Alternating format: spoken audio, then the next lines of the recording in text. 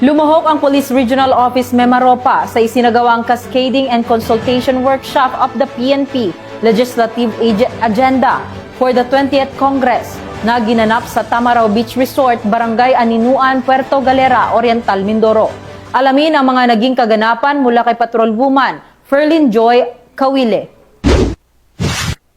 Pinangunahan ng Police Regional Office Mimaropa sa pamumuno ni Police Brigadier General Juvencio S. Badua Jr., Acting Regional Director, ang pagdalo ng mga delegado sa Cascading and Consultation Workshop of the PNP Legislative Agenda for the 20th Congress na ginanap sa Tamaraw Beach Resort, Barangay Aninuan, Puerto Galera, Oriental, Mindoro.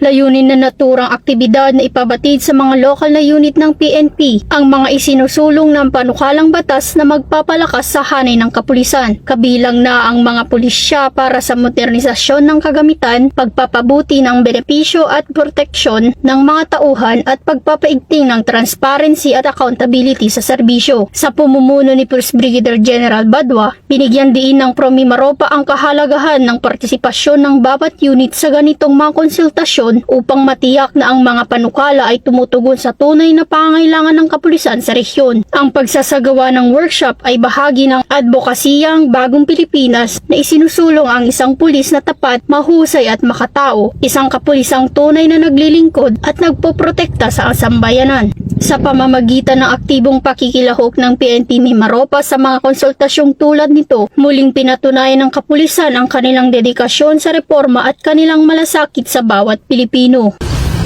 Mula dito sa Calapan City, Oriental, Mindoro, ako ang iyong PNN correspondent, Patrolwoman Ferlyn Joy Kawile, alagad ng batas, tagataguyod ng balitang pulis.